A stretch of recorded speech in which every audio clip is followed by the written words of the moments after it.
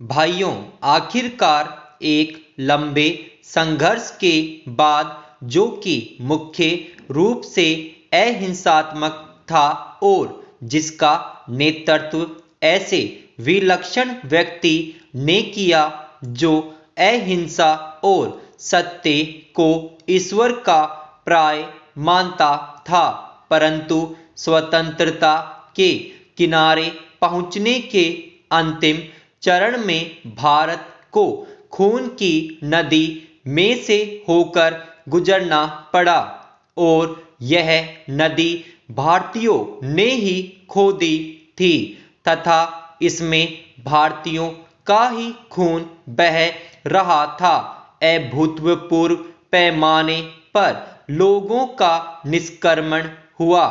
पुरुषों, स्त्रियों, बच्चों, बूढ़ों, बीमारों समेत 1 करोड़ व्यक्ति, जिनके शरीरों से खून चूकर भारत की भूमि तक को रंग रहा था, भारत के एक ओर से दूसरी ओर गए।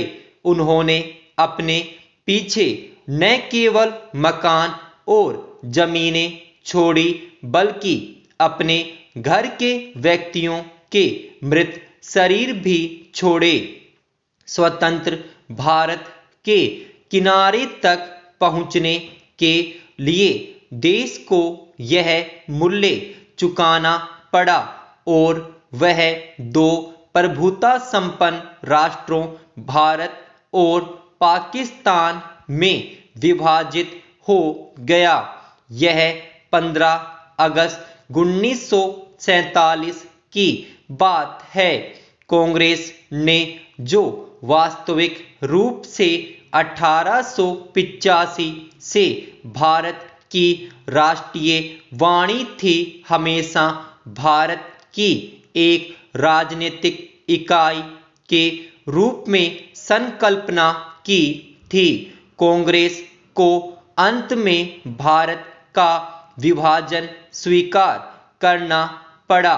वैसे तो यह स्वीकृति सहमति से दी गई थी, परंतु वास्तविक रूप में देखा जाए तो यह ब्रिटिश शासकों द्वारा पिछले कई दशकों से उत्पन्न की गई परिस्थितियों के दबाव के कारण था।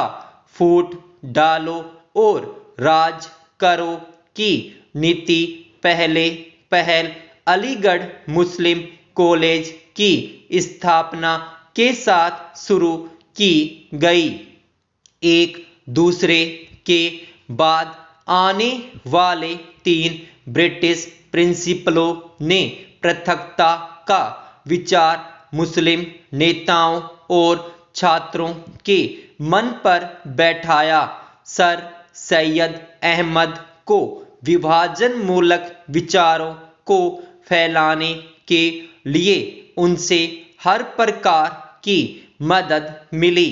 हम यह नहीं कहेंगे कि इसमें हिंदुओं का कोई दोष नहीं था, जो मुसलमानों से सामाजिक स्तर पर अलगाव बनाए रखते थे और आर्थिक दृष्टि से उनका शोषण करते थे।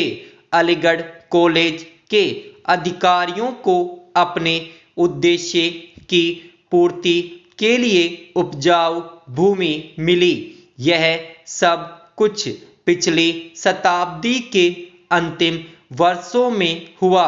इन्होंने सोच समझकर राष्ट्रीय मुसलमानों की उपेक्षा करने की नीति अपनाई। 1947 में कांग्रेस के पास विभाजन स्वीकार करने के सिवा कोई विकल्प नहीं था, विशेषकर गंभीर सांप्रदायिक झगड़ों के कारण, जो कि गृह युद्ध का रूप धारण कर रहे थे।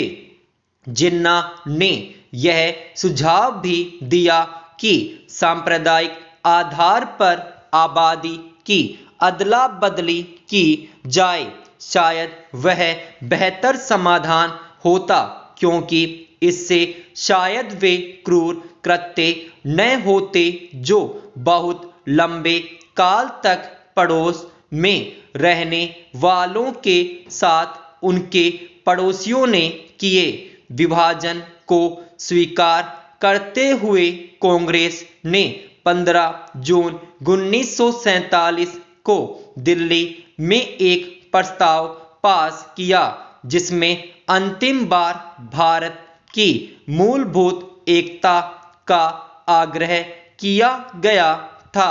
इसमें कहा गया था पिछली 2 पीढ़ियों के श्रम और बलिदान को नहीं बल्कि भारत का विस्तृत इतिहास और परंपरा भी इस मूलभूत एकता की साक्षी है।